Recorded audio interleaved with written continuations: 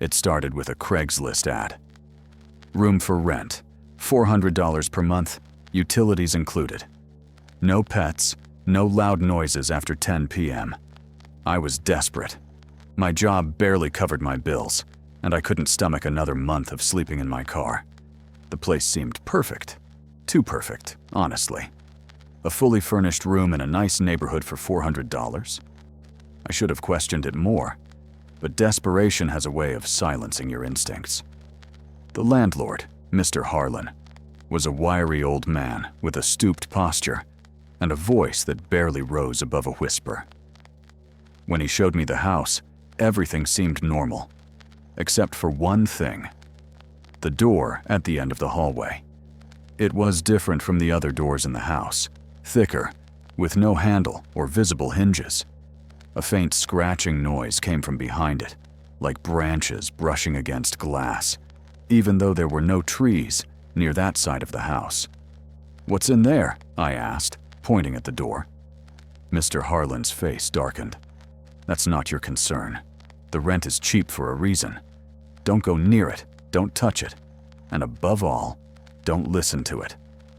I should have walked away right then, but I didn't. I moved in the next day. The first few nights were quiet. The house was eerily silent, but I chalked it up to Mr. Harlan being old and reclusive. The door at the end of the hallway didn't bother me much until the fourth night. That was the first time I heard the whispering. At first, I thought it was Mr. Harlan talking to someone, but when I crept out of my room, I realized it was coming from the strange door. The whispers were soft and rhythmic, like a lullaby sung in a language I didn't understand. I pressed my ear to the door, and for a moment, the whispers stopped. Then, clear as day, I heard my name. "Michael!" I stumbled back, heart pounding. I convinced myself I was hearing things and went back to bed, but I couldn't sleep. The next morning, I asked Mr. Harlan about it. He looked at me with a mix of pity and fear. "I told you not to listen," he said. "That room, it's not empty." I pressed him for answers, but he refused to say more. The whispering continued every night, growing louder and more insistent. By the seventh night, it wasn't just whispers. I started hearing knocks, faint at first but steadily growing louder. It sounded like someone, or something, was trapped inside, pounding on the door with frantic desperation. "Let me out," a voice begged one night. It sounded like a woman. The next night, it sounded like a child. "Michael, please," it whimpered. "It's so cold." I stopped sleeping. I stopped eating. My days became a haze of paranoia, and my nights were consumed by the whispers, the knocks, and the voices. Finally, I couldn't take it anymore. I waited until Mr. Harlan left for his weekly grocery trip. Armed with a crowbar, I approached the door, my heart hammering in my chest. The whispers stopped as I got closer, replaced by a low, guttural growl. "Don't," the voice said. It didn't sound human anymore. I hesitated, but something inside me, curiosity, stupidity, or a mix of both, drove me to wedge the crowbar into the edge of the door and pry it open. The moment the door cracked open, the lights in the house flickered and went out. A blast of freezing air hit me, carrying with it a foul stench like rotting meat. Inside the room, there was nothing but darkness. Not just the absence of light, but a suffocating, living void that seemed to reach out for me. And then I saw them. Eyes. Dozens of them. Red and unblinking, staring at me from the darkness. A hand shot out of the void, long and skeletal, its fingers impossibly long and sharp. It grabbed my wrist, its touch ice cold and burning at the same time. "Thank you," the voice said, no longer pleading, but triumphant. I screamed and pulled away, slamming the door shut with every ounce of strength I had. The whispers immediately started again, louder and more chaotic, like 1,000 voices screaming in unison. Mr. Harlan found me huddled in a corner of the living room when he got back. He didn't say anything, just helped me up and handed me a glass of water. "I told you not to listen," he said quietly. I moved out that night, leaving behind all my belongings. A week later, I drove past the house. The windows were boarded up, and a "for sale" sign was staked in the yard. I never went back, but sometimes, late at night, when I'm alone in my new apartment, I hear faint whispers coming from the closet, and they know my name.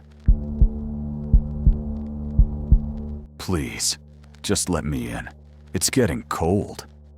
The voice was familiar, only older than I remembered, very close to detail. "Lala, please."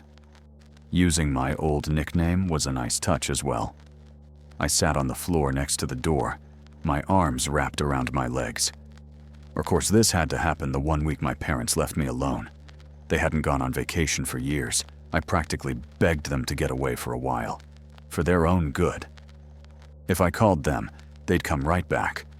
But I don't think that would have helped me anyway. Besides, I wasn't an idiot. I heard the knock, and I would not open that door. When someone comes to your house, they will ring the bell or knock a few times. Most people like to play safe and simply use the bell. And then you open the door as you normally would. But never, absolutely never, should you open the door when there's only one knock. It was the very first thing we were told when we moved to this neighborhood all those years ago. There are a bunch of rumors of people disappearing or suddenly dying after opening their doors, though they all supposedly happened before we even lived here. I never believed in it, not even when I was little. This town was simply insane. Most people here were a little eccentric and unusual. Well, that's what I believed until I heard my lost sister call for me, after the one loud knock on our front door. "Please go away," I whispered. Even after all those years, I recognized her voice, and when I heard it, I jumped right up, ready to open that door wide, but I knew it wasn't her. I'd looked through the window. There was nobody in front of our door. I don't know how much time had passed before I finally grabbed my phone and called Max, who's not only our neighbor, but one of my closest friends. "She's here," I said. I knew I wasn't making much sense. I didn't know how to word my thoughts. "Who? Where?" he answered. "Ruby." Silence. "What?" Max started speaking but stopped. "She knocked." That was enough information for him. "You didn't open, did you?" I shook my head, which of course he couldn't see. "I'm coming over now, okay?" I'm not sure how many minutes passed, but Ruby had stopped asking me to open the door. "Hey, Lainey, I don't think the bell is working," I heard Max. "Maybe they screwed with it." I swallowed. "You could knock." There was silence for a little while, followed by one loud thud. When I didn't open the door, the sound of Max started shouting loudly. "Open the fucking door!" His voice became louder and louder until it hit a frequency that almost made my eardrums explode. I didn't move. I didn't speak. And finally, the doorbell rang, and the voice became silent. Slowly, I got up from the door to look outside. This time, it was really him. The last time I saw her, we had the biggest fight of our lives. We were sitting in the living room with tea that had already turned cold. I don't open up about Ruby often, but hearing her voice today really messed me up. And all because of stupid Jack, I rolled my eyes. Max smiled. "A boy?" I shook my head and laughed. Jack was a stuffed toy in the shape of a pumpkin. I'd never told Max about the fight. In fact, nobody but my parents knew about it. I loved that damn thing. Won it at the Halloween carnival. When Ruby saw it, she begged me to give it to her. She cried for hours because she hadn't won it. And even when my parents said they'd buy her another toy, she wouldn't stop. She wanted mine. Well, she wanted to be just like you. It's sweet. I nodded. Ruby was a year younger than me, but she used to act as if we were twins. She wore my clothes, played the same sports, and always wanted to hang out with me and my friends. When I think about it now, I think it was adorable. Of course, back then I found it insufferable. I sighed. For days, I took Jack everywhere with me, even to the bathroom. It was probably just out of pettiness, but that toy became everything to me. So when I came home from school one afternoon and saw that Ruby had cut it in half, I screamed at her like never before. She only looked at me with big, teary eyes. Max put his hand on my shoulder. "Come on, Lainey. Siblings fight. It's normal." "I saw you with her, though, and you were a damn good big sister." I nodded. Of course, I knew it was just some stupid fight between kids, but if I could turn back time, I'd give her every shitty toy I owned. This happened 5 years ago. Ruby would be 16 now. My parents have tried everything for years to find her. I believe the only reason we still live here is that they never entirely gave up the hope that she'd come back home one day. Maybe now she was, just in a different way. "Do you think I'm losing my mind, Max?" He raised an eyebrow. "I think you lost that a whole while ago," he joked. "No, I'm serious. I mean, it's not possible that I actually heard her earlier?" He shrugged. "I mean, you did hear a knock. I don't think it was actually her, though." Max and I used to make fun of the superstition. When we were younger, before Ruby disappeared, we once played Ding Dong Ditch. After a few houses, Max decided to knock once at the door of our neighbor, Mrs. Telsky. Someone saw us, though, and Max got the biggest lecture of his life from his grandpa. Like it was a really big deal. My parents weren't happy either, but Max was grounded for 2 months, during which his grandpa told him all sorts of horror stories from this town. I don't think it was her either, but I do think it was mimicking her, or trying to, I said. "For what it's worth, I think it was smart that you didn't open the door. Maybe we're all just a little crazy, but better safe than sorry, right?" Max offered to stay the night, and I immediately said yes. We got the air mattress and watched movies until I started to hear him snoring. The good thing about Max was I never felt awkward around him. He regularly stayed over since we were little, especially often after Ruby was gone. Having him here really helped against the silence. My mind became easier and my body heavier. Real thoughts started to mix with dreams. I was beginning to fall asleep. And then there was another knock.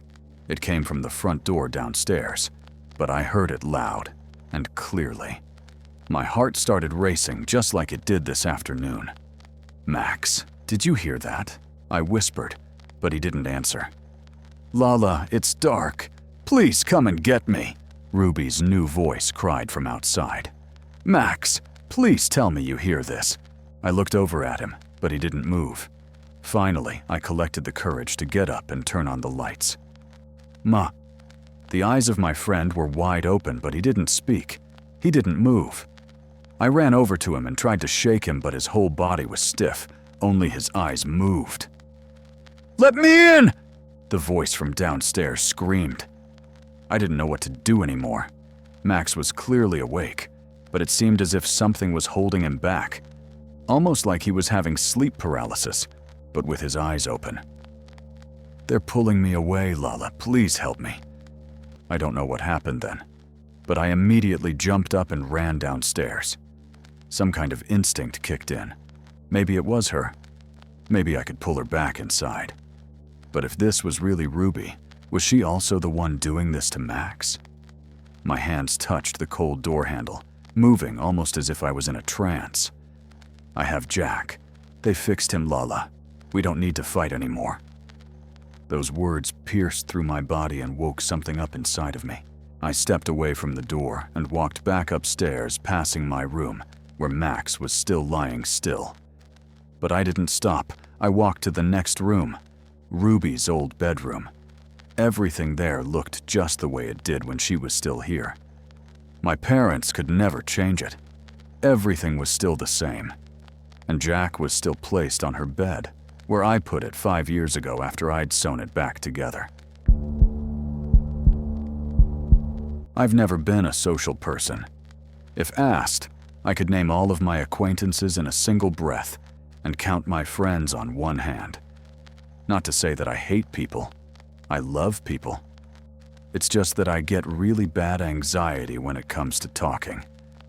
If any aspect of a conversation catches me off guard, if I haven't mentally prepared myself, then I shut down. I can't think no matter what I do. It feels like my head is weighted, and I'm drowning in burning sand. I've tried fixing this problem before. Believe me, I've tried. I've given it a shot at everything from self-help books and meditation to exposure therapy and the ever-present advice, stop being a pussy. Nothing works. As you can imagine, I've messed up more than my fair share of job interviews because of this. In fact, the only job I managed to get was a night janitor's position at my old high school. It made sense, really. I knew the building, so the learning curve was easy. And since I was there at night, I didn't have to worry about running into anyone. It was a perfect fit. Due to my work schedule, however, I usually found myself awake at night even when I wasn't working. My whole circadian rhythm was messed up. So there I sat, alone in my one-room ground-floor apartment at 3 a.m. on a Friday. I finished work early and had the whole weekend to myself. So I settled in with a movie and was winding down when there was a knock at the door. I quickly muted the movie and turned. It was a faint knocking that I almost didn't hear. I had to sit in silence just to make sure that I actually heard something. It knocked again. Someone was definitely there. I briefly questioned whether I should answer. The low intensity of the knock made me uneasy. The only reason I could figure someone would knock on a door at 3 in the morning that softly would be to see if there were any dogs inside. Burglars. Freaked by this thought, I turned the television off. I didn't want even that slight ringing sound a muted television makes to escape. My eyes slowly adjusted to the sudden dark. The white of the front door stuck out from the shadows, casting a ghastly glow while I sat. The knocking continued. It wouldn't cease. The gloom around me shifted with imagined horrors as the hairs on the back of my neck stood up. Though the door was closed, I couldn't help but feel watched. Either someone knew that I was home, or they were insane. I didn't want to know, but the knocking was incessant. I had to check it out. I crept through the dark, careful to avoid making the floorboards cry out. Once I'd made it to the door, I carefully placed my hands on either side of the wall and leaned forward. I had to avoid putting pressure on the door, or I'd give myself away. As I leaned toward the peephole, the knocking came right by my head. As close as I was, it sounded like thunder in my ears. It took everything I had to keep from shouting out. Slowly, I lifted the brass latch over the peephole, inching it with glacial speed so it wouldn't squeak. When it was secure, I allowed myself a deep breath. I had darkness to my back and uncertainty before me. I looked. There, on the other side of the door, in the dead of winter, stood a man who had managed to avoid making any footprints in the snow behind him. Even in the dark, I could make out the details on him.